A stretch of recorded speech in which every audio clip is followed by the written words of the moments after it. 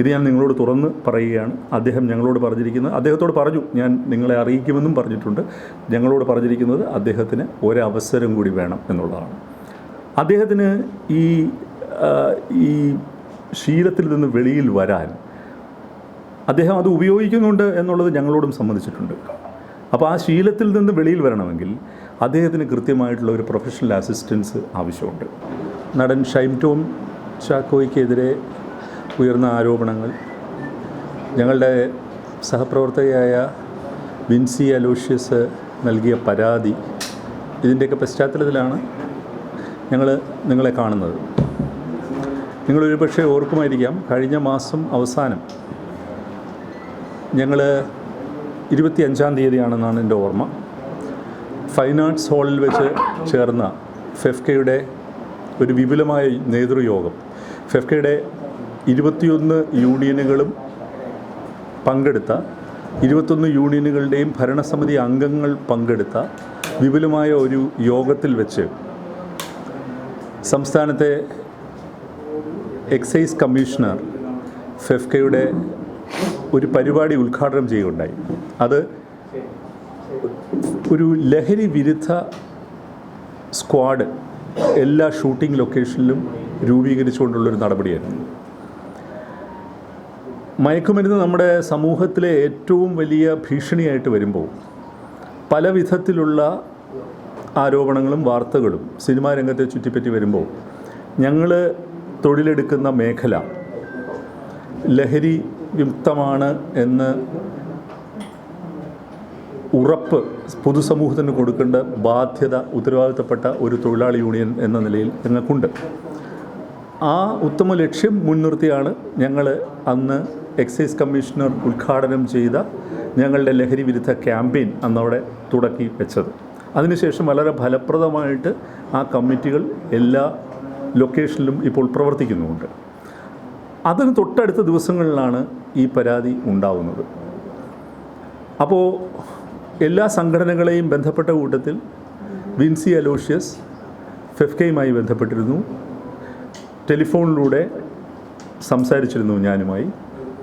അപ്പോൾ അവരന്ന് പറഞ്ഞ ഒരു കാര്യം, അവർ ആരോപണം ഉന്നയിക്കുന്നത് ആർക്കെതിരെയാണോ അയാളുടെ പേര്, ഏത് സിനിമയിൽ വർക്ക് ചെയ്യുമ്പോഴാണോ അതുണ്ടായത് ആ സിനിമയുടെ പേര് തുടങ്ങിയ കാര്യങ്ങൾ ഒരു തരത്തിലും പൊതുസമൂഹത്തിൻ്റെ ശ്രദ്ധയിൽ വരരുത് എന്നാണ് പറഞ്ഞത്. അപ്പോൾ ഞാൻ അവരോട് പറഞ്ഞത്, ഇതിൻ്റെ നിയമാനുസൃത നടപടി എന്ന് പറയുന്നത് ആ സിനിമയുടെ ICയിൽ പരാതി കൊടുക്കുക എന്നുള്ളതാണ്. അത് നിങ്ങൾ ചെയ്യൂ. ഞങ്ങൾക്ക് ഏതായാലും നിങ്ങൾ ഒരു റിട്ടൺ കംപ്ലയിൻറ്റ് തരേണ്ടതില്ല. നിങ്ങൾ ICയിൽ പരാതി കൊടുത്താൽ IC അത് അവധാനതയോടുകൂടി കൈകാര്യം ചെയ്യും എന്നുള്ള ഉറപ്പാണ് നമ്മൾ കൊടുത്തത്. അതിനുശേഷം അവർ ICയിൽ പരാതി കൊടുക്കുന്നുണ്ട്. നിർമ്മാതാക്കളുടെ സംഘടനയ്ക്ക് പരാതി കൊടുത്തു, അമ്മയ്ക്ക് പരാതി കൊടുത്തു, ഫിലിം ചേംബറിൽ പരാതി കൊടുത്തു. ആ പ്രോസസ്സ് നടന്ന് ഇന്നലെ ആയിരുന്നു അതിൻ്റെ IC. ആ ICയുടെ റിപ്പോർട്ട് ഇതുവരെ പ്രൊഡ്യൂസേഴ്സ് അസോസിയേഷൻ പുറത്തുവിട്ടിട്ടില്ല. ഞങ്ങൾ മനസ്സിലാക്കുന്നത് പൂർണ്ണമായും നിയമാനുസൃതമായ നടപടി എന്ന് പറയുന്നത് ഒരു IC റിപ്പോർട്ട് കൊടുക്കേണ്ടത് ആ പടത്തിൻ്റെ നിർമ്മാതാവിനാണ്. ആ നിർമ്മാതാവ് തുടർ നടപടികൾ സ്വീകരിക്കേണ്ടത് ആ നിർമ്മാതാവാണ്. പക്ഷേ സിനിമ എന്നുള്ളത് ഒരു സിനിമയ്ക്ക് ഒരു നിർമ്മാതാവ് എന്നുള്ളതുകൊണ്ട് നിർമ്മാതാവ് അത് നിർമ്മാതാക്കളുടെ അസോസിയേഷന് കൈമാറും.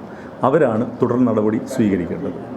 പക്ഷെ ഞങ്ങൾ ഇന്നലെ അമ്മയുടെ പ്രതിനിധികളുമായിട്ട് സംസാരിച്ചു.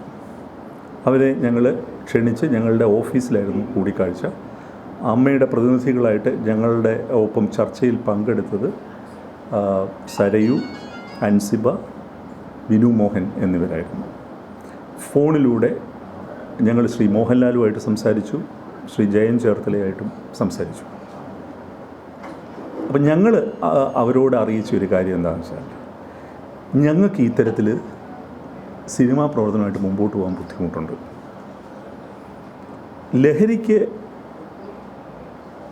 ലഹരി വിരുദ്ധ ക്യാമ്പയിനും നമ്മളുടെ തൊഴിലിടം ലഹരി മുക്തമാണ് എന്ന് ഉറപ്പുവരുത്തുന്ന വളരെ ദൃഢമായിട്ടുള്ള ഒരു പ്രവർത്തനം നടത്തുന്നതിനിടയിൽ ഇങ്ങനെയുള്ള പെരുമാറ്റം അല്ലെങ്കിൽ ഇങ്ങനെയുള്ള രീതികൾ അമ്മയുടെ അംഗങ്ങൾ സ്വീകരിച്ചാൽ ഞങ്ങൾക്ക് അതിനോട് പൊരുത്തപ്പെട്ടു പോകാൻ ബുദ്ധിമുട്ടുണ്ട് എന്ന് ഞങ്ങൾ അറിയിച്ചു അവർ. ഇത് ഞങ്ങളുടെ അംഗങ്ങൾക്കും ബാധകമാണ് കേട്ടോ. ഞങ്ങളുടെ കൂട്ടത്തിൽപ്പെട്ട ഒരു മേക്കപ്പ് മാൻ, നിങ്ങൾക്ക് ഓർമ്മയുണ്ടായിരിക്കും, RJ വയനാട്, അയാളെ ലഹരിയുമായി അയാളെ പിടിക്കപ്പെട്ടപ്പോൾ ആ ദിവസം തന്നെ അയാളെ ഞങ്ങൾ സസ്പെൻഡ് ചെയ്തു, തൊഴിലിടത്തിൽ നിന്ന് മാറ്റി നിർത്തിയിരിക്കുക. അദ്ദേഹം വർക്ക് ചെയ്ത സിനിമ ഇപ്പോൾ പുനരാരംഭിച്ചിട്ടുണ്ട് കോതമംഗലത്ത്, അല്ലേ, ടിക്കി ടാക്ക. അതിൽ അദ്ദേഹം വർക്ക് ചെയ്യുന്നില്ല. അപ്പോൾ അത്തരത്തിൽ വളരെ കർശനമായ നടപടികൾ ഞങ്ങളുടെ അംഗങ്ങൾക്ക് എതിരെ സ്വീകരിക്കുമ്പോൾ ഇങ്ങനൊരു ആക്ടറിൽ നിന്ന് ഇതുണ്ടാകുന്നത് ഞങ്ങൾക്ക് ബുദ്ധിമുട്ടാണ്. ഇപ്പം ഞാൻ നിങ്ങളെ കാണുമ്പോൾ തൊട്ട് മുമ്പ് ഞങ്ങൾ ഷൈൻ ടോം ചാക്കോയെ ഇവിടെ വിളിച്ചു വരുത്തി. ഞങ്ങൾ ഷൈൻ ടോം ചാക്കോയായിട്ട് സംസാരിച്ചു. അത് അദ്ദേഹത്തിൻ്റെ സംഘടനയായ അമ്മയെ അറിയിച്ചതിന് ശേഷമാണ് ഞങ്ങൾ ചെയ്തിരിക്കുന്ന ആ സംഘടനാ മര്യാദ ഞങ്ങൾ കാണിച്ചിട്ടുണ്ട്. ഞങ്ങൾ കൃത്യമായിട്ട് അദ്ദേഹത്തെ അറിയിച്ചിട്ടുണ്ട്. അദ്ദേഹം വളരെ പ്രൊഫഷണലായിട്ടുള്ള അസിസ്റ്റൻസ് തേടേണ്ടതുണ്ട്. അദ്ദേഹത്തിന്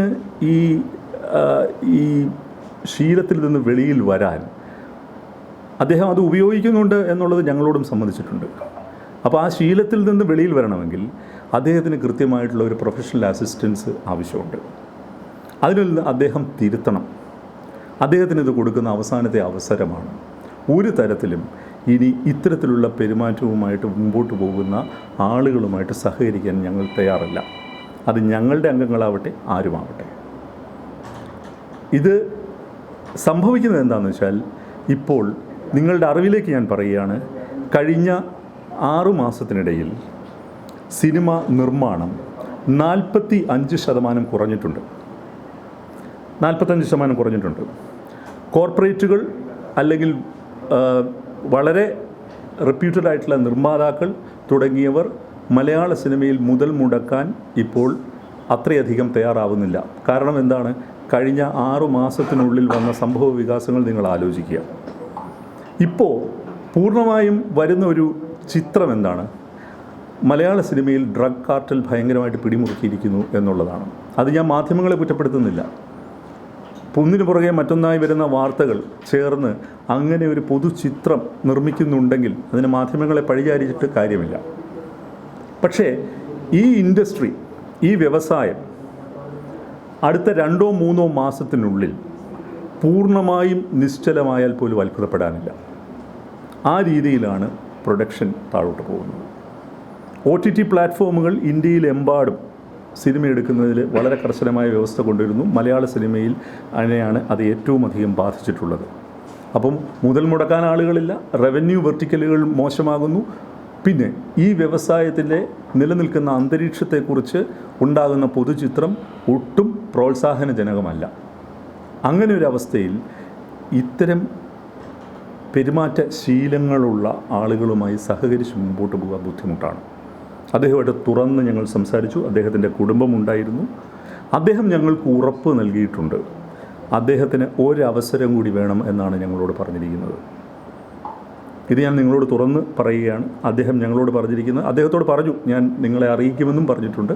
ഞങ്ങളോട് പറഞ്ഞിരിക്കുന്നത് അദ്ദേഹത്തിന് ഒരവസരം കൂടി വേണം എന്നുള്ളതാണ്. ഷൈൻ പ്രതിഭാധനനായ ആക്ടറാണ്, ചെറുപ്പക്കാരനാണ്. നമ്മൾ കുറ്റവാളികളെ കാണുന്നത് പോലെയല്ല ഇങ്ങനെയുള്ളവരെ കാണേണ്ടത്. ഇങ്ങനെ ഉള്ള ശീലങ്ങളിൽ അടിപ്പെട്ടു പോകുന്നവരെ അവർക്ക് തിരുത്താൻ ഒരു അവസരം കൊടുക്കുക എന്നുള്ളതാണ് മാനുഷികമായിട്ടുള്ള നിലപാട് എന്ന് പറയുന്നത്. പക്ഷേ ആ മാനുഷികമായിട്ടുള്ള നിലപാടിനെ ദൗർബല്യമായി വ്യാഖ്യാനിക്കേണ്ടതില്ല. കർക്കശമായ സമീപനമാണ് ഞങ്ങളുടെ ഭാഗത്തുനിന്നുള്ളത്. അദ്ദേഹത്തോട് കൃത്യമായി പറഞ്ഞിട്ടുണ്ട്, ഈ കാര്യങ്ങൾ പരിഹരിച്ച് വന്നാൽ മാത്രമേ അദ്ദേഹവുമായിട്ട് ഞങ്ങൾക്ക് സഹകരിക്കാൻ സാധിക്കൂ. അത് പരിഹരിക്കും എന്നാണ് അദ്ദേഹം ഞങ്ങൾക്ക് ഉറപ്പ് നൽകിയിരിക്കുന്നത്. ആ ഉറപ്പ് വിശ്വസിച്ചുകൊണ്ടാണ് അദ്ദേഹത്തെ ഇവിടെ നിന്ന് ഞങ്ങൾ യാത്ര അയച്ചിരിക്കുന്നത്. ആ ഉറപ്പ് അദ്ദേഹം പാലിച്ചാൽ എനിക്ക് തോന്നുന്നു മലയാള സിനിമയിൽ ഏറ്റവും നല്ലൊരു നടനെ നമുക്ക് നിലനിർത്തിക്കൊണ്ടു പോകാൻ പറ്റും. പാലിച്ചില്ലെങ്കിൽ അത് ഞങ്ങൾക്കും അദ്ദേഹത്തിനും ഒരുപോലെ ദുഃഖകരമായ തീരുമാനങ്ങളിലായിരിക്കും അത് കലാശിക്കുക. ഇത് ഒരു ഷൈൻ ടോം ചാക്കോയിൽ ഒതുങ്ങുന്നില്ല എന്നും ഞാൻ നിങ്ങളോട് പറയാൻ ആഗ്രഹിക്കുന്നു. കാരണം ഷൈൻ ടോം ചാക്കോ എന്ന് പറയുന്നത് ഒരു സിംറ്റം മാത്രമാണ്. ഒരുപാട് ആളുകളുണ്ട്. അതായത് മറ്റുള്ളവരുടെ സമയത്തിനും അധ്വാനത്തിനും ഒട്ടും വില കൽപ്പിക്കാത്ത ആളുകളുണ്ട്. അങ്ങനെ ഉള്ളവരെക്കുറിച്ചിട്ടുള്ള നിരന്തരമായിട്ടുള്ള പരാതികൾ ഫെഫ്കയ്ക്കും നിർമ്മാതാക്കളുടെ അസോസിയേഷനും ഒക്കെ കിട്ടിക്കൊണ്ടിരിക്കുകയാണ്. അങ്ങനെയുള്ളവരെ എല്ലാം വരുന്ന ദിവസങ്ങളിൽ നേരിട്ട് കാണാനാണ് ഞങ്ങൾ തീരുമാനിച്ചിരിക്കുന്നത്. കൃത്യമായിട്ടുള്ള പരാതികളുള്ളവരെ നേരിട്ട് വിളിച്ചു വരുത്തുവാനും കാണുവാനും സംസാരിക്കുവാനുമാണ് ഞങ്ങൾ തീരുമാനിച്ചിരിക്കുന്നത്. എന്നാൽ മാത്രമേ ഇവിടെ ഒരു ശുദ്ധീകരണം എന്ന വാക്ക് ഞാൻ ഉദ്ദേശിക്കുന്നില്ല, പക്ഷേ ഒരു തിരുത്തലെങ്കിലും ഉണ്ടാവുകയുള്ളൂ. അതുപോലെ തന്നെ ഇന്നു മുതൽ എല്ലാ ലൊക്കേഷനിലും ഞങ്ങളൊരു ക്യാമ്പയിൻ നടത്തുന്നുണ്ട്. This work space is drug free എന്ന് പറയുന്ന ക്യാമ്പയിൻ. നാളെ മുതൽ നിങ്ങൾക്ക് അതിൻ്റെ വിഷ്വൽസ് കിട്ടിത്തുടങ്ങും. ഇന്ന് സത്യനന്ദിക്കാട് മോഹൻലാൽ ചിത്രത്തിൻ്റെ ലൊക്കേഷനിൽ അതുണ്ടായി. ജയസൂര്യ, മിഥുൻ മാനുവൽ നിർമ്മിക്കുന്ന ജയസൂര്യയുടെ ലൊക്കേഷനിൽ അത് ഉണ്ടായിട്ടുണ്ട്. എബ്രിഡ് ഷൈൻ്റെ ലൊക്കേഷനിൽ അത് ഉണ്ടായിട്ടുണ്ട്. പിന്നെ ഏതൊക്കെ ലൊക്കേഷനിലാണ് ഉണ്ടായിരിക്കുന്നത്? ആസിഫ് അലിയുടെ ലൊക്കേഷനിൽ ഇന്നിപ്പോൾ വൈകുന്നേരം അതുണ്ടാവും. അതിൻ്റെ ചിത്രങ്ങളെല്ലാം നാളെ ഞങ്ങൾ പബ്ലിഷ് ചെയ്യുന്നതാണ്, വീഡിയോ ഉൾപ്പെടെ പബ്ലിഷ് ചെയ്യുന്നതാണ്. ഞങ്ങൾ ചെറിയ ഈ ഷോർട്ട് ഫിലിമുകൾ അങ്ങനെയുള്ള കാര്യങ്ങളെല്ലാം ഈ ക്യാമ്പയിൻ്റെ ഭാഗമായി നിർമ്മിക്കാനും ഉദ്ദേശിക്കുന്നുണ്ട്. എന്തായാലും പൊതുസമൂഹം ഇപ്പോൾ എടുക്കുന്നൊരു നിലപാടുണ്ടല്ലോ, കേരളം ലഹരി വിമുക്തമാകണം എന്നുള്ളത്. അതിനൊപ്പമാണ് ഞങ്ങൾ ഏതായാലും നിശ്ചയദാർഢ്യത്തോടെ ഞങ്ങളുടെ തൊഴിലിടത്തെയും ലഹരിമുക്തമാക്കാനുള്ള ശ്രമങ്ങളിലാണ് ഞങ്ങളിപ്പോൾ. അത് ആത്മാർത്ഥമായി ഞങ്ങൾ മുമ്പോട്ട് കൊണ്ടുപോകുന്നതാണ്, കാർക്കശ്യത്തോടെ മുമ്പോട്ട് കൊണ്ടുപോകുന്നതാണ്. അതോടൊപ്പം മാനുഷികമായ പരിഗണനകൾ മുമ്പിൽ വെച്ചുകൊണ്ട് മുമ്പോട്ട് കൊണ്ടുപോകുന്നതാണ്. ഇത്രയാണ് എനിക്ക് നിങ്ങളോട് പറയാനുള്ളത്. വ്യക്തമാണ്. അത് ഞങ്ങൾ IC റിപ്പോർട്ടിന് വേണ്ടി വെയിറ്റ് ചെയ്യുകയാണ്. ഞങ്ങൾ അതിൻ്റെ ലീഗാലിറ്റിയെ ഒട്ടും തന്നെ ഡിസ്റപ്റ്റ് ചെയ്യാൻ ആഗ്രഹിക്കുന്നില്ല. ഒരു കാര്യം ഞാൻ പറയുന്ന പല മാധ്യമ വാർത്തകളിലും ഞാൻ കണ്ടു, ഒത്തുതീർപ്പിലായി, അതുപോലെ ഇതിനാണോ നമ്മൾ ഈ പങ്കപ്പാടെല്ലാം ഉണ്ടായത് എന്നുള്ള മറ്റുള്ള വാർത്തകളൊക്കെ ഞാൻ കണ്ടു. ഒരു കാര്യം നിങ്ങൾക്ക് ഉറപ്പ് നൽകാം, അത് നിങ്ങൾക്ക് വേണമെങ്കിൽ ആ കുട്ടിയോട് ചോദിക്കാവുന്നതാണ്. ഒരു തരത്തിലുള്ള ഇടപെടലും നിർമ്മാതാക്കളുടെ അസോസിയേഷനോ ഫെഫ്കയോ ആക്ടേഴ്സ് അസോസിയേഷനോ പിന്നെ വിൻസിയുടെ മുകളിൽ നടത്തിയിട്ടില്ല. ഒരു തരത്തിലുള്ള സ്വാധീനത്തിനും ശ്രമിച്ചിട്ടില്ല. അവരോട് ഞങ്ങൾ ആവശ്യപ്പെട്ടത് ഒരു ഭയവും കൂടാതെ നിങ്ങൾക്ക് തുറന്ന് സംസാരിക്കാമെന്നുള്ളതാണ്. അവർ തുറന്ന് സംസാരിച്ച് കാണുമെന്ന് ഞാൻ കരുതുന്നു. ആ റിപ്പോർട്ട് എന്തായാലും അത് നടപ്പിലാക്കാൻ പ്രൊഡ്യൂസേഴ്സ് അസോസിയേഷൻ പ്രതിജ്ഞാബദ്ധമാണ്. പ്രൊഡ്യൂസേഴ്സ് അസോസിയേഷൻ അതിനകത്ത് എന്ത് നടപടി എടുത്താലും അവരോടൊപ്പമായിരിക്കും ഫെഫ്ക. അതിനകത്തൊരു സംശയമില്ല. സാധാരണ ഏത് പരാതി വന്നാലും ഈ ശ്രീനാഥ് ബാസി, ഷൈൻ കുഞ്ചാക്കോ രണ്ട് പേരിലാണ് വരുന്നത്. അതിനപ്പുറത്തേക്കുള്ളവർ ഇതിനകത്തുണ്ട് എന്നൊക്കെ പ്രൊഡ്യൂസേഴ്സ് അസോസിയേഷൻ പറയുന്നത്. വ്യാപകമായി ഇതിനകത്ത് അന്വേഷിച്ചത് നിർത്തുകയാണ് വേണ്ടത് എന്ന് പറയുന്നത്. തീർച്ചയായിട്ടും ഞാൻ പറഞ്ഞല്ലോ, അത്തരം ആളുകളുണ്ട്, അവരെ ഞങ്ങൾ കാണുന്നുണ്ട്. അത്തരം പരാതികളുണ്ട്. കാരണം ഇപ്പോൾ ഇങ്ങനെ വരുമ്പോൾ നിങ്ങൾ പറഞ്ഞ പോലെ 1-2 പേരുടെ പേരുകളാണ് പെട്ടെന്ന് വെളിയിലേക്ക് വരുന്നത്. പക്ഷേ ഈ പേരുകൾക്ക് അപ്പുറമുള്ള പേരുകളുണ്ട്. ഇതിനകത്ത് ആക്ടേഴ്സിനെ മാത്രമല്ല ഞങ്ങൾ ബ്ലെയിം ചെയ്യുന്നത്, ഞങ്ങളുടെ കൂട്ടത്തിൽപ്പെട്ട ആളുകളുണ്ട്, ഞങ്ങളുടെ അംഗങ്ങളായിട്ടുള്ള ആളുകളുണ്ട്. അവർക്കെതിരെ അങ്ങനെ ഒരു സംഭവം വരുമ്പോൾ യാതൊരു ദാക്ഷിണ്യവുമില്ലാത്ത നടപടി ഞങ്ങൾ സ്വീകരിക്കുന്നുണ്ട്. അതിനകത്ത് കാലതാമസമില്ല കേട്ടോ, അതും നിങ്ങൾ ശ്രദ്ധിക്കേണ്ടതാണ്. കാരണം അങ്ങനെ ഒരു ഇൻസിഡൻറ്റ് റിപ്പോർട്ട് ചെയ്ത് ഏതാണ്ട് 1 മണിക്കൂറിനുള്ളിൽ ഫെഫ്കയുടെ ഭാഗത്തു നിന്ന് നടപടി ഉണ്ടായിട്ടുണ്ട്. അപ്പോൾ അത് തുടർന്നും ഉണ്ടാവും. മറ്റുള്ള സംഘടനകളിലെ ആളുകൾക്കെതിരെ നടപടിയെടുക്കുന്നതിന് ഞങ്ങൾക്ക് പരിമിതികളുണ്ട്, നടപടിയെടുക്കാൻ സാധ്യമല്ലല്ലോ. പക്ഷേ ആ സംഘടനയും കൂടി അറിയിച്ചുകൊണ്ടാണ് ഞങ്ങൾ ഇന്ന് ഷൈനോട് സംസാരിച്ചത്. ബാക്കിയുള്ളവരോട് സംസാരിക്കാൻ പോകുന്നതും അങ്ങനെ തന്നെയാണ്. അതിൻ്റെ ഭാഗമായിട്ട് തന്നെയാണ് ഇപ്പോൾ നിർമ്മാണം നടക്കുന്ന മുഴുവൻ ലൊക്കേഷനിലും ഞങ്ങളൊരു ക്യാമ്പയിൻ സംഘടിപ്പിച്ചിരിക്കുന്നത്. ഞങ്ങളുടെ അവിടുത്തെ സർവൈലൻസ് കമ്മിറ്റി വളരെ എഫിഷ്യൻ്റായിട്ട് പ്രവർത്തിക്കുന്നുണ്ട്. ഞങ്ങളുടെ വണ്ടികൾക്ക്, ക്യാരവനുകൾക്ക് കർശനമായ നിർദ്ദേശം കൊടുത്തിട്ടുണ്ട്. മേക്കപ്പുകാർ അസിസ്റ്റൻ്റ്, കോസ്റ്റ്യൂം അസിസ്റ്റൻറ്റ് തുടങ്ങിയ എല്ലാവർക്കും കർശനമായ നിർദ്ദേശം ഞങ്ങൾ കൊടുത്തിട്ടുണ്ട്. ഒരു തരത്തിലും ഇത്തരം ഓബ്ജക്ട്സ് സൂക്ഷിക്കാൻ പാടില്ല. ഈ സർവൈലൻസ് കൊണ്ട് മാത്രം ഇത് പൂർണ്ണമായിട്ടും വിഷയങ്ങളുണ്ടായപ്പോൾ പോലീസ് അടക്കം സെറ്റുകളിൽ പരിശോധനയ്ക്കൊക്കെ എത്തിയിട്ടുണ്ടായിരുന്നു. അപ്പോൾ അപ്പോഴൊക്കെ ഈ സിനിമാ സംഘടന ഉൾപ്പെട്ടവർ തന്നെയാണ് അതിനെ എതിർത്തത്. അപ്പോൾ അതൊരു പ്രശ്നമായിട്ട് നിൽക്കുന്നത്. ഇപ്പം ഞങ്ങൾ ആ നിലപാട് മാറ്റിയല്ലോ. ഞങ്ങളിപ്പോൾ പറയുന്നത് എന്താണെന്ന് വെച്ചാൽ, താങ്കളൊന്ന് മനസ്സിലാക്കേണ്ടത് എന്താണെന്ന് വെച്ചാൽ, ഒരിക്കൽ ഒരു റെയ്ഡ് നടന്നു 1000 Babies അല്ലേ, 1000 Babies എന്നുള്ള വെബ് സീരീസിൽ. അത് നമ്മളുടെ നജീം കോയ, ഞങ്ങളുടെ സഹപ്രവർത്തകൻ്റെ സെറ്റിലാണ് അത് ഉണ്ടായത്. ഒന്നും കിട്ടിയില്ല. അതൊരു കാൽക്കുലേറ്റഡ് മിസ്ഇൻഫർമേഷൻ്റെ മുകളിലാണ് ആ റെയ്ഡ് നടന്നത്. അതിനകത്തൊരു ഗൂഢാലോചനയുണ്ടെന്ന് അതിലെ ക്രൂ നമ്മളെ ബോധ്യപ്പെടുത്തി. അപ്പോഴാണ് ഞങ്ങൾ ആ നിലപാടെടുത്തത്. ഇപ്പോൾ സാഹചര്യങ്ങൾ വ്യത്യസ്തമാണ്. ഇപ്പോൾ പോലീസോ എക്സൈസോ ഒന്നും പരിശോധിക്കുന്നതിൽ ഞങ്ങൾക്കൊരു പ്രശ്നമില്ല, ലൊക്കേഷൻ പരിശോധിക്കുന്നു. പക്ഷേ അവർ പരിശോധിച്ച് സംഗതികൾ കണ്ടെടുക്കുകയാണെങ്കിൽ ഞങ്ങളുടെ സർവൈലൻസ് കമ്മിറ്റി എഫിഷ്യൻ്റ് അല്ലാന്ന് ഞങ്ങൾ കരുതും. അപ്പോൾ അത് ഒഴിവാക്കാനായിട്ട് അത്രയും എഫിഷ്യൻസിയോടുകൂടി ആ സർവൈലൻസ് കമ്മിറ്റി പ്രവർത്തിക്കണമെന്നാണ് ഞങ്ങൾ. ഒപ്പം ഞാൻ മന്ത്രി ശ്രീ MP രാജേഷുമായിട്ട് സംസാരിച്ചു. അദ്ദേഹമായിട്ട് നേരിട്ട് കാണുന്നുണ്ട്. ഈ പ്രവർത്തനങ്ങൾക്ക് ഏകോപിപ്പിക്കുന്ന നേതൃത്വം നൽകുന്ന ശ്രീ മനോജ് എബ്രഹാം, നമ്മളുടെ ബഹുമാനപ്പെട്ട ADGP ആയിട്ട് സംസാരിച്ചു. അദ്ദേഹമായിട്ട് 26-ാം തീയതി ഞങ്ങൾ വൈകുന്നേരം കൊച്ചിയിൽ വെച്ച് നേരിട്ട് കാണുന്നുണ്ട്. അപ്പോൾ ഏകോപനം എന്തായാലും ഉണ്ട്. ഒരു ഡ്രൈവാണിത്. പിന്നെ ആ ചോദ്യത്തിന് മറുപടിയായിട്ട് പോലീസും നമ്മളും ഒക്കെ പ്രവർത്തിക്കുന്നത് 100% റിസൾട്ടിന് വേണ്ടിയാണ്. പക്ഷേ ലോകത്ത് ഒന്നും അവസാനിക്കുന്നില്ലല്ലോ. അപ്പം നമുക്കത് പ്രവർത്തിക്കാൻ മാത്രമേ. 2015 ഷൈനെ പിടിക്കുമ്പോൾ അന്ന് ഫ്ലാറ്റിൽ കൊക്കൈൻ ഉണ്ടായിരുന്നു. തെളിവുകളുടെ അഭാവത്തിൽ മാത്രമാണല്ലോ കോടതി ഇപ്പോൾ വെറുതെ വിട്ടത്. അപ്പോൾ ആ ശീലം അന്ന് മുതലേ ഉള്ള ഒരാളെ എന്തുകൊണ്ടാണ് ഈ ശീലം ഇതുവരെ ഉപേക്ഷിക്കാത്തത്? അത് പറഞ്ഞു. അല്ല, നിങ്ങൾക്കും അറിയാവുന്നതുപോലെ ഈ ശീലം ഉപേക്ഷിക്കാത്തത് എന്തുകൊണ്ട് എന്നുള്ളതിന് ഒറ്റ വാചകത്തിൽ മറുപടി പറയാവുന്ന ഇത് ഉപയോഗിക്കില്ലല്ലോ. അഡിക്റ്റ് എന്ന് പറയുന്ന ഒരു അതൊരു മാനസികാവസ്ഥയും രോഗാവസ്ഥയുമാണ്. അതൊരു ശാരീരിക അവസ്ഥയും കൂടിയാണ്. അതിന് നമുക്ക് ഒറ്റ വാചകത്തിലുള്ള മറുപടികൾ അസാധ്യമാണല്ലോ. അപ്പോൾ തീർച്ചയായിട്ടും ഞങ്ങൾ അവരോട് പറഞ്ഞത്, ഞങ്ങൾ അതിനെക്കുറിച്ച് വളരെ കൃത്യമായി അന്വേഷിച്ച് അതിൻ്റെ ചികിത്സാ രീതികൾ വരെ അവർക്ക് കൈമാറുകയുണ്ടായി. അതിനോട് പൂർണ്ണമായും സഹകരിക്കാമെന്നാണ് അവർ പറഞ്ഞിരിക്കുന്നത്. ഷൈൻ മുമ്പെങ്ങുമില്ലാത്ത പോലെ ഞങ്ങൾക്ക് ഉറപ്പ് നൽകിയിട്ടുണ്ട്. എനിക്ക് ഒരു അവസരം കൂടി വേണം എന്നാണ് അദ്ദേഹം ശ്രീ സിബി മലയിലിനോടും എന്നോടും ആവശ്യപ്പെട്ടത്. അപ്പോൾ ഞങ്ങളുടെയൊക്കെ സിനിമയിൽ അഭിനയിച്ചിട്ടുള്ള ആളാണ്. ഞങ്ങൾക്ക് അയാളെ ഒരു ആക്ടർ എന്ന നിലയിൽ ബഹുമാനമുണ്ട്. അപ്പോൾ അങ്ങനെ ഒരാളെ നമ്മൾ ഒരു കുറ്റവാളിയായിട്ടല്ലല്ലോ കാണേണ്ടത്. ഒരവസരം വേണം എന്ന് ചോദിക്കുമ്പോൾ അത് കൊടുക്കുക എന്നുള്ളതാണ് നമുക്ക് ഏറ്റവും ചെയ്യാവുന്ന മനുഷ്യത്വപരമായിട്ടുള്ളൊരു നിലപാട് എന്ന് പറയുന്നത്. അതാണ് ഞങ്ങളിപ്പോൾ അദ്ദേഹത്തോട് ചെയ്യുക. പക്ഷേ അദ്ദേഹത്തോട് ഞങ്ങൾ പറഞ്ഞു, അത് ഞങ്ങളുടെ ദൗർബല്യമല്ല, കാർക്കശ്യത്തിൽ ഒരു കുറവുണ്ടാകും. തീർച്ചയായിട്ടും തീവ്രമായി ആഗ്രഹിക്കുന്നുണ്ട്. അദ്ദേഹം തീവ്രമായി ആഗ്രഹിക്കും. ഈ ഷൈനെ വിളിച്ചു വരുത്തുമല്ലേ, എൻ്റെ ഡയറക്ടർ നമ്മുടെ യൂണിയനിൽപ്പെട്ടാണ്.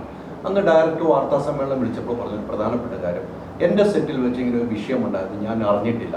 ഷൈൻ ടോം ജോക്കെ ഇങ്ങനെ ആ പെൺകുട്ടിയോട് മോശമായി പെരുമാറി അങ്ങനെ ഒന്നും വിവരം എൻ്റെ അടുത്ത് ഇതുവരെ പറഞ്ഞില്ല, ഞാൻ അറിഞ്ഞിട്ടില്ല. ഡയറക്ടർ ഒരു വാദം ഉന്നയിച്ചു. അതിനുശേഷമാണ് ഈ കഴിഞ്ഞ ദിവസം ഇന്നലെയൊക്കെ ICയിലൊക്കെ വരുന്നത്.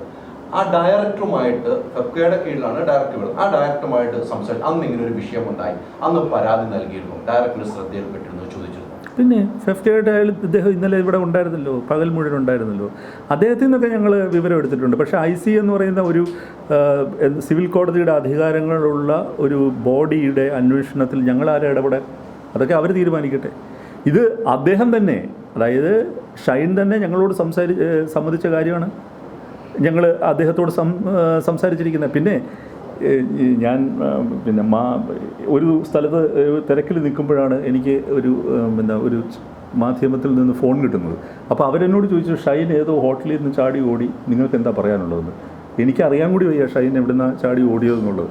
അപ്പോൾ അങ്ങനെ ഒരു ആക്ടർ ചെയ്യുന്ന കാര്യങ്ങൾക്കൊക്കെ നമ്മളും ലയബിൾ ആവുന്നുണ്ട്, ആൻസറബിൾ ആവുന്നുണ്ട്. അത് ഞങ്ങൾക്ക് പറ്റില്ല. അതെങ്ങനെയാണ് പറ്റാൻ പറ്റുക? അങ്ങനെ ഒരു അവസ്ഥയിലേക്ക് നമുക്ക് മുമ്പോട്ട് പോകാൻ പറ്റില്ലല്ലോ. അതുപോലെ അദ്ദേഹത്തെ ഞങ്ങൾ ഹയർ ചെയ്യുമ്പോൾ ഞങ്ങൾക്കൊരു ഉറപ്പ് വേണം. കാരണം ഇപ്പോൾ അലി ചോദിച്ചൊരു കാര്യമുണ്ടല്ലോ, ആ ഡയറക്ടർ ഇന്നലെ ഇവിടെ വന്നിരുന്നപ്പോൾ അയാളുടെ ആദ്യ സിനിമ ചെയ്യുന്ന ആളാണ്. ആ സിനിമ അയാൾക്ക് എത്രത്തോളം പ്രധാനപ്പെട്ടതാണ്. ചെറുപ്പക്കാരനാണ്, 10-32 വയസ്സേ ഉള്ളൂ അയാൾക്ക്. അയാൾ ഉറങ്ങിയിട്ട് ദിവസങ്ങളായി. ആ സിനിമ അയാൾക്ക് അത്രത്തോളം പ്രിയപ്പെട്ടതാണ്. അപ്പോൾ ആ ഒരു മാനസിക വ്യഥയുണ്ടല്ലോ, അത് അഡ്രസ്സ് ചെയ്യുക എന്നുള്ളതാണ് ഞങ്ങളുടെ ലക്ഷ്യം, ഞങ്ങളുടെ സംഘടന ലക്ഷ്യം. തീർച്ചയായിട്ടും സഹകരിക്കും. ആ പ്രൊമോഷനിൽ ഇത്തരം ചോദ്യങ്ങൾക്ക് ഉത്തരം പറയരുതെന്ന് ഞങ്ങൾ പറഞ്ഞിട്ടുണ്ട്. പ്രകോപനങ്ങളുണ്ടാവാം മാധ്യമങ്ങളിൽ നിന്ന്, ഉത്തരം പറയരുത് എന്ന് നിർബന്ധമായിട്ടും പറഞ്ഞിട്ടുണ്ട്. സിനിമയെക്കുറിച്ച് മാത്രം സംസാരിക്കുക. അത് ഞാൻ പറയില്ല സൈൻ. കാരണം എന്താണെന്ന് വെച്ച് കഴിഞ്ഞാൽ അതൊരു ഉത്തരവാദിത്തപ്പെട്ട ബോഡിയുടെ റിപ്പോർട്ട് വെളി വരുമ്പോൾ പ്രൊഡ്യൂസേഴ്സ് അസോസിയേഷൻ അത് പറയുമല്ലോ. ഞാൻ അതിനകത്ത് അഭിപ്രായം പറയുന്നത് ശരിയല്ലല്ലോ, നിയമപരമായി പോലും ശരിയല്ലല്ലോ. ഞങ്ങൾ അതിനകത്ത് ഇടപെട്ടിട്ടുമില്ല. ഞങ്ങൾ അപ്പോഴും ഇപ്പോഴും ഒക്കെ ആവശ്യപ്പെട്ടിരിക്കുന്ന അവരോട് നിർഭയമായിട്ട് അതിനോട് സഹകരിക്കുക എന്നുള്ളതാണ്. അവർ സഹകരിച്ച് കാണുമെന്നാണ് ഞങ്ങൾ വിശ്വസിക്കുന്നത്. ഈ ICയുടെ റിപ്പോർട്ട് 2 തട്ടിലേക്കും ചേംബർ പറയുന്നത്, ചേംബറുമായിട്ട് വന്നപ്പോൾ ചേംബറിൻ്റെ കമ്മിറ്റിക്കാണ് ഈ റിപ്പോർട്ട് സമർപ്പിക്കേണ്ടത്. പക്ഷെ നിർമ്മാതാക്കൾ പറഞ്ഞു ആ നിർമ്മാതാവാണ് കൊടുക്കേണ്ടത്, ആ നിർമ്മാതാവ് നിർമ്മാതാക്കളുടെ സംഘടിക്കണം. ഞാൻ അന്വേഷിച്ചപ്പോൾ അതാണ് ശരിയത്. പിന്നെ ചേംബർ എന്താണ് ചില കാര്യങ്ങൾ മാറ്റിയും മറിച്ചും പറയുന്നത്? അത് ചേംബറിനോട് ചോദിക്കുക, എന്നോട് എന്തിനാ ചോദിക്കുന്നത്? നിങ്ങൾ ചേംബറിന്റെ അല്ലല്ലോ, ഞങ്ങൾ ചേംബറിൻ്റെ ഭാഗമൊന്നുമല്ല. 7 സംഘടനകൾ ഈ സംഘടന ഇല്ല അതൊന്നുമില്ല. ഞങ്ങൾ ട്രേഡ് യൂണിയൻ അല്ലേ? ഞങ്ങൾ ട്രേഡ് യൂണിയൻ അല്ലേ? മറ്റു പേരുകൾ കേൾക്കുന്ന നടന്മാരെയും വിളിച്ചു വരുന്നുണ്ടല്ലോ, മറ്റു പേരുകൾ കേൾക്കുന്ന നടന്മാരെയും വിളിച്ചു. നടന്മാരെ മാത്രമല്ല കേട്ടോ, ഞങ്ങളുടെ കൂടെ ഉള്ളവരേ ഉണ്ട്. മനസ്സിലായോ? തീർച്ചയായിട്ടും. അല്ല, അത് വളരെ കോൺഫിഡൻഷ്യലായിട്ടേ ഞങ്ങൾ ചെയ്യുള്ളൂ, വളരെ കോൺഫിഡൻഷ്യലായിട്ടേ ചെയ്യുള്ളൂ. അത് നിങ്ങളെ അറിയിക്കുകയില്ല.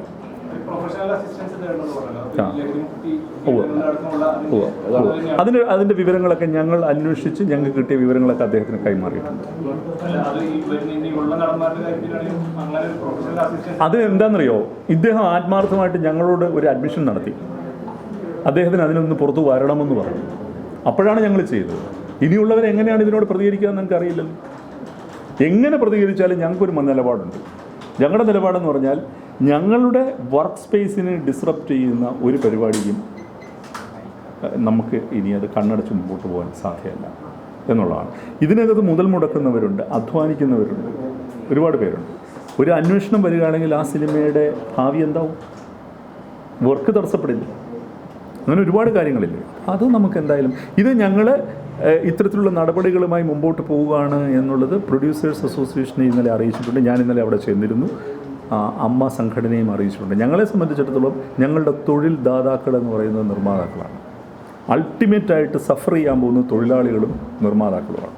ഞങ്ങളുടെ സഹപ്രവർത്തകരാണ് ആക്ടേഴ്സ് അസോസിയേഷൻ അമ്മയിലുള്ളവർ. ഇവർ രണ്ടുപേരെയും ഇന്നലെ ഞങ്ങൾ കൃത്യമായി കാര്യങ്ങൾ ധരിപ്പിച്ചിട്ടുണ്ട്. അതിനുശേഷമാണ് ഞങ്ങളിത് സംസാരിക്കുന്നത്. പിന്നെ ഒരു അഭ്യർത്ഥന കൂടി നിങ്ങൾക്കുണ്ട്. ഇത്തരം പ്രശ്നങ്ങളുണ്ടാകുമ്പോൾ പലപ്പോഴും നിങ്ങൾ വിളിച്ചിട്ട് എന്താ ഉടൻ പ്രതികരിക്കാത്തതെന്ന് നമ്മളോട് ചോദിക്കാറുണ്ട്. എന്താണ് ഉടൻ പ്രതികരിക്കാത്തത്, ഉടൻ നടപടിയെടുക്കാത്തത്?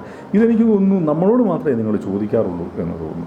ഇവിടുത്തെ പ്രമുഖ രാഷ്ട്രീയ കക്ഷികൾ വലിയ രീതിയിലുള്ള അച്ചടക്ക ലംഘനം അവരുടെ ഉന്നതരായ നേതാക്കൾ നടത്തുമ്പോൾ 1 വർഷമൊക്കെ എടുത്തിട്ടാണ് അവരൊരു നടപടി എടുക്കുന്നത്, അന്വേഷണമൊക്കെ കഴിയുന്നത്. പല സ്ഥാപനങ്ങളിലും അങ്ങനെ തന്നെയാണ്. ഞങ്ങളോട് മാത്രമാണ് എന്തോ ഇൻസ്റ്റൻറ്റ് ജസ്റ്റിസ് എന്ന് പറയുന്നൊരു സംഗതി തോന്നുന്നത്.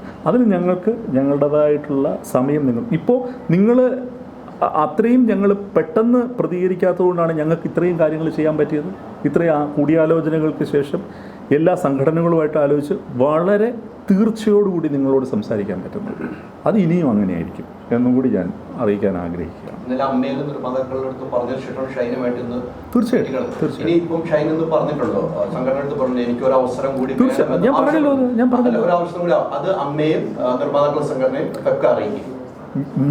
അദ്ദേഹം അവസരം ചോദിച്ചത് ഞങ്ങളോടാണ്. അതിപ്പോൾ നിങ്ങളോട് പറയുക വഴി അവരെല്ലാം അറിഞ്ഞല്ലോ. തീർച്ചയായിട്ടും അറിയും. അത് പിന്നെ നിർമ്മാതാക്കൾ എന്ന് പറഞ്ഞാൽ എല്ലാ ദിവസവും ഞങ്ങളുമായിട്ട് പല കാര്യങ്ങൾക്കകത്ത് ഇരിക്കുന്നത്.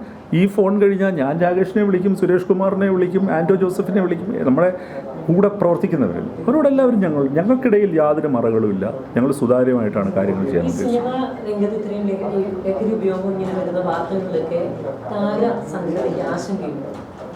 ആശങ്കയില്ലാത്തതായിട്ട് ആരാ ഉള്ളത്?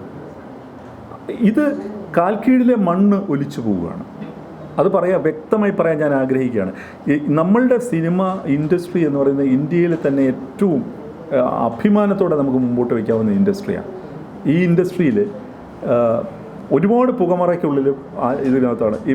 ആരോ പറയുന്നത്, കഴിഞ്ഞ തവണ ലേബർ സെക്രട്ടറി അവർ വിളിച്ചു ചേർത്തൊരു മീറ്റിങ്ങിൽ പ്രധാനമായിട്ട് പറഞ്ഞു ഇവിടെ മിനിമം കൂലി ഇല്ലെന്നാണ്. എത്രയോ ഇരട്ടിയാണ് ഇവിടുത്തെ വേതനം മിനിമം കൂലിയിൽ നിന്നും. ഇന്ത്യയിലെ തന്നെ ഏറ്റവും മികച്ച വേതന വ്യവസ്ഥ നിലനിൽക്കുന്ന ഒരു സ്ഥലമാണ് മലയാളം എന്ന് പറയുന്നത്. സ്ത്രീ ഡാൻസർമാർക്കും പുരുഷ ഡാൻസർമാർക്കും ഒരേ വേതനം കൊടുക്കുന്ന ഇന്ത്യയിലെ ഒരേ ഒരു ഇൻഡസ്ട്രിയാണ് മലയാളം എന്ന് പറയുന്നത്. അപ്പോൾ ക്വാളിറ്റി ഓഫ് കണ്ടൻറ്റിൽ മാത്രമല്ല തൊഴിൽ അന്തരീക്ഷത്തിലും ഏതൊരു വ്യവസായത്തെക്കാൾ മുകളിൽ നിൽക്കുന്നത് നമ്മൾ. പക്ഷേ നമുക്ക് ഈ കഴിഞ്ഞ 6 മാസം കൊണ്ട് വന്നിരിക്കുന്ന ചീത്തപ്പേര് എന്തൊക്കെയാണ്? എന്തു വലിയ സാമാന്യവൽക്കരണമാണ് നടന്നത്. ഞാൻ നിങ്ങളോട് അഭ്യർത്ഥിക്കുകയാണ്, നിങ്ങളുടെ സഹകരണമില്ലാതെ ഈ ഇൻഡസ്ട്രിക്ക് നിൽക്കാൻ പറ്റില്ല. നിങ്ങൾ തിരുത്തൽ ശക്തിയായിട്ട് തുടരൂ. പക്ഷേ ഒരു കൈ നിങ്ങൾ തന്ന് മുമ്പോട്ട് കൊണ്ടുപോകാനും കൂടി നിങ്ങൾ നോക്കണം. എപ്പോഴും തള്ളി അകറ്റാതെ ഞങ്ങളെ ഒന്ന് കൂടെ നിർത്തി കൊണ്ടുപോകണം എന്നുകൂടിയാണ് എനിക്ക് നിങ്ങളോട് പറയാനുള്ളത്. കാര്യം എല്ലാ വ്യവസായത്തിലും മാധ്യമങ്ങൾ എല്ലാ ഭാഷയിലും അവരുടെ സിനിമാ വ്യവസായത്തിനോടൊപ്പമാണ് നിൽക്കുന്നത്.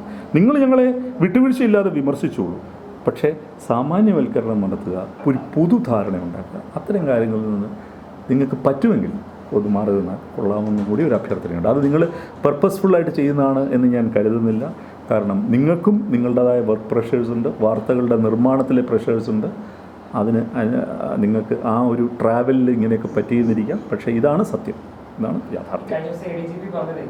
സമയം സിനിമയിൽ പെട്ടെന്നുള്ള ടൈറ്റ് ഷെഡ്യൂളിലൊക്കെ ജോലിയിൽ ചേർക്കാനാണ് ഈ പലപ്പോഴും ലഹരി ഉപയോഗിച്ച് രാത്രിയും രാവിലെയൊക്കെ പുറത്തൊഴിച്ച് സിനിമാ പ്രവർത്തകർ ജോലി ചെയ്യുന്നതെന്നാണ്. ഇദ്ദേഹത്തെ ഇരുത്തിയിട്ട് നമുക്കിങ്ങനെ ചോദിക്കാൻ പറ്റില്ല കേട്ടോ. ഈ 20-25 ദിവസം കൊണ്ട് മലയാളത്തിലെ എക്കാലത്തെയും ഏറ്റവും മെമ്മറബിളായിട്ടുള്ള സിനിമ ഉണ്ടാക്കിയിട്ടുള്ള ആളാണ്. അത് അദ്ദേഹമൊക്കെ ഇങ്ങനെ മരുന്ന് കഴിച്ചിട്ടാണോ രാപ്പകലില്ലാതെ സിനിമ തീർത്തതെന്ന് അദ്ദേഹത്തോട് ചോദിക്കണേ ചോദിക്കാം. പണ്ട് സിനിമ ചെയ്തതിൽ നിന്ന് ഇൻഡസ്ട്രി മാറിയിട്ടുണ്ട്, സാറിനോട് പറയാൻ പറ്റുമോ? തീർച്ചയായിട്ടും വലിയ മാറ്റങ്ങൾ സംഭവിക്കുന്നുണ്ടല്ലോ. കണ്ടൻറ്റിൽ മാറ്റം സംഭവിക്കുന്നു, വർക്ക് സ്പേസിൽ ഉള്ള ആൾക്കാരുടെ ഇടപെടലിൽ മാറ്റം സംഭവിക്കുന്നുണ്ട്.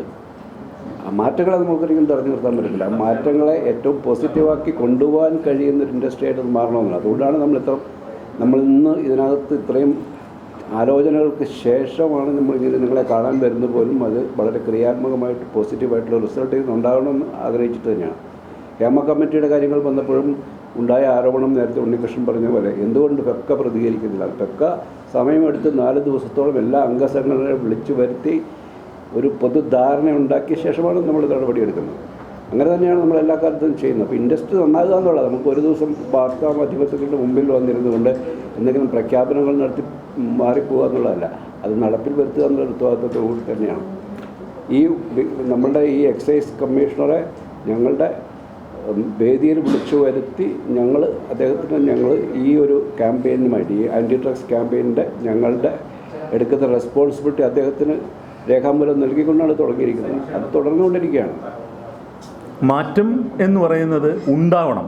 മാറ്റമില്ലാത്തതായി മാറ്റം മാത്രമേ ഉള്ളൂ എന്നാണല്ലോ വലിയ ചിന്തകൻ പറഞ്ഞിരിക്കുന്നത്. അപ്പോൾ മാറ്റങ്ങൾ വേണം, മാറ്റങ്ങൾ ഉൾക്കൊണ്ടുകൊണ്ട് തന്നെയാണ് നമ്മൾ മുമ്പോട്ട് പോകേണ്ടത്. പക്ഷേ ആ മാറ്റം എന്ന് പറയുന്നത് ഏറ്റവും കൺസ്ട്രക്റ്റീവായിട്ടുള്ള കാര്യങ്ങൾ സംഭവിക്കണം. കണ്ടന്റിന്റെ കാര്യം പറഞ്ഞുകൊണ്ടാണ് ഇപ്പോൾ ലഹരിയെയും അക്രമത്തെയൊക്കെ വലിയ രീതിയിൽ പ്രോത്സാഹിപ്പിക്കുന്ന ചിത്രങ്ങളാണ് കൂടുതൽ വരുന്നത്. അവിടെ നമ്മളുടെ ഞങ്ങളെ ഒരു മോറൽ പോലീസിങ് ഞങ്ങളുടെ ലക്ഷ്യമല്ല. കണ്ടൻറ്റ് എന്ന് പറയുന്നത് ഈ രാജ്യത്ത് നിലനിൽക്കുന്ന സംവിധാനമുണ്ട്. അതിന് നിങ്ങൾക്കറിയാവുന്ന CBFC പോലുള്ള സംവിധാനങ്ങളുണ്ട്. ഞങ്ങൾ ഒരിക്കലും ഞങ്ങളുടെ അംഗങ്ങളുടെ സർഗാത്മകതയിലോ അവരുടെ ഒരു ക്രിയേറ്റീവ് ഫ്രീഡത്തിലോ ഒന്നും കയറി ഞങ്ങൾ ഇടപെടാൻ ഉദ്ദേശിക്കുന്നില്ല. അത് പൂർണ്ണമായും അവർക്ക് ഞങ്ങൾ വിട്ടുകൊടുക്കുകയാണ്.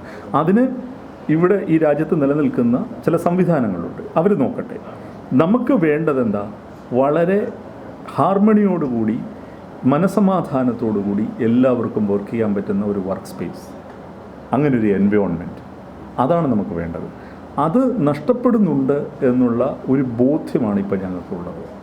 ആ ബോധ്യത്തിൽ ക്രിയാത്മകമായിട്ട് ഞങ്ങൾക്ക് ചെയ്യാൻ കഴിയുന്ന വളരെ ഒരുപക്ഷെ പരിമിതമായ കാര്യങ്ങളായിരിക്കാം, പക്ഷേ അത് ഞങ്ങൾ മുമ്പോട്ട് വയ്ക്കുമ്പോൾ അത് നിങ്ങളെ അറിയിക്കണമെന്നും നിങ്ങളുടെ പിന്തുണ ആവശ്യമുണ്ടെന്നും തോന്നിയതുകൊണ്ടാണ് നമ്മൾ തമ്മിൽ കാണുന്നത്.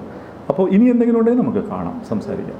പല സിനിമകളും നടന്നുകൊണ്ടിരിക്കുന്ന സമയത്ത് തന്നെ കംപ്ലൈൻറ്റുകൾ പോകാറുണ്ട്. നിർമ്മാതാക്കളുടെ സംഘടനകൾ കംപ്ലൈൻറ്റ് ഫെഫ്കയും അറിയുന്നുണ്ട്. ആ സിനിമ പിന്നെ മുന്നോട്ട് പോകട്ടെ എന്ന നിലയിലേക്ക് വീണ്ടും സംസാരം വരുന്നു. അവിടെ വെച്ച് പ്രശ്നങ്ങൾ തീർക്കുവാണ്. പല സിനിമയും അങ്ങനെയുണ്ട്. എന്ത് പ്രശ്നം? ചില സിനിമകൾ ഇങ്ങനെ നടന്മാർ സമയത്തിന് വരുന്നില്ല, ഇത്രയൊക്കെ സംഭവങ്ങൾ നടക്കുന്നുണ്ട്. കംപ്ലൈൻറ്റുമായിട്ട് നിർമ്മാതാവ് പോകുന്നു, അല്ലെങ്കിൽ ഡയറക്ടർമാർ പോകുന്നു, അല്ലെങ്കിൽ അതിൻ്റെ പണം പഠിക്കാൻ ആരെങ്കിലുമൊക്കെ പോകുന്നു. അവിടെ വെച്ച് ഒരു ചർച്ച നടത്തുമ്പോൾ അത് സിനിമ മുന്നോട്ട് പോകാൻ വേണ്ടിയാണ്, അപ്പം നമുക്ക് ഒത്തുതീർപ്പിലേക്ക് പോകാം. അങ്ങനെ സിനിമ വീണ്ടും തുടരും. അതിനുശേഷം സിനിമ എല്ലാം കഴിഞ്ഞിട്ട് വീണ്ടും പരാതിയായിട്ട് വരും. ആ തുടക്കത്തിലെ ഒത്തുതീർപ്പിലേക്ക് നിൽക്കാതെ അന്ന് തന്നെ ഒരു നടപടിയിലേക്ക് പോവുകയാണെങ്കിൽ ഈ വിഷയങ്ങളൊന്നും ഉണ്ടാകുന്ന ഒരു സാഹചര്യം ഉണ്ടാകത്തില്ലല്ലോ. അല്ല, ഗിവിങ് എ സെക്കൻഡ് ചാൻസ് എന്ന് പറയുന്നത് വലിയ കാര്യമല്ലേ? അത് നടക്കാതെ വരുമ്പോൾ ഈ മുട്ടുമ്പോഴാണല്ലോ നമ്മൾ അതിനകത്ത് പ്രതികരിക്കാൻ പറ്റുന്നത്. ഇത്തരം അവസരങ്ങൾ കിട്ടിയിട്ടുണ്ട്, ഇത്തരം പ്രശ്നങ്ങളുണ്ട്. കഴിവതും നമ്മൾ ഒരു സിനിമ കംപ്ലീറ്റ് ചെയ്യാനും വിട്ടുവീഴ്ചകൾ ചെയ്യാനുമാണ് സന്നദ്ധ. പക്ഷേ ഇപ്പോഴത്തെ നില അതല്ല. ഇപ്പോഴത്തെ നില എന്ന് പറയുന്നത് ചില കർക്കശമായ നിലപാടുകൾ ആവശ്യപ്പെടുന്നുണ്ട്. ഇപ്പോഴത്തെ അവസ്ഥ അതിലാണ് ഞങ്ങളിങ്ങനെ ഒരു നിലപാടെടുത്തിരിക്കുന്നത്. മതി, താങ്ക് യു സോ മച്ച്.